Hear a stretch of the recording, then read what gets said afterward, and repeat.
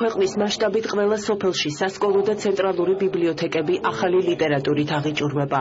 პროექტს წიგნი ყველა სოფელს სახელმწიფო, საპატრიარქო, არასამთავრობო და კერძო სექტორი ერთობლივი ძალისხმევით ახორციელებს. პროგრამა უკვე დაიწყო და ყველას ექნება საშუალება საპატრიარქოს ახალგაზრდობის სულიერი და ინტელექტუალური განვითარების ცენტრში, ახალგაზრდული მოძრაობა დავითიანის ოფისში, დედაქალაქის ცენტრალურ უბნებში განთავსებულ ვისოლის ავტოგასამართ სადგურებზე, სუპერმარკეტების ქსელ სმარტსა და ამერიკული რესტორნების ქსელ ვენდისში წიგნები სოფლის მოსახლეობისთვის საჩუქრად დატოვონ. პროექტის პრეზენტაციას დღეს ეროვნულმა ბიბლიოთეკამ უმასპინძლა.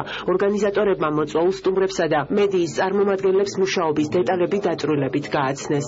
Ვიდან იწყება უპრეცედენტო კამპანია, კერძოდ აბსოლუტურად ყველა რეგიონი მომარაგდება წიგნებით, ყველა სკოლა მომარაგდება თანადროული ლიტერატურით. განსაზღვრული არის გეგმის მიხედვით მარშრუტები, არ დარჩება რეგიონი, სადაც არ ჩავა ეს წიგნები, ესე ვთქვათ.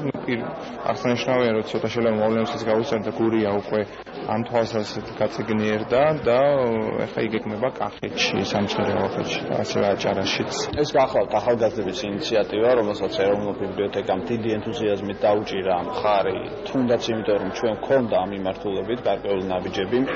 აქვს ჩამოყალიბებული მოძრაობა ეკვილიბრიუმი, რომელიც სწორედ რაიონულ ბიბლიოთეკებსა და სოფლის ბიბლიოთეკების განვითარებას ემსახურება სხვადასხვა მიმართულებით მათ შორის.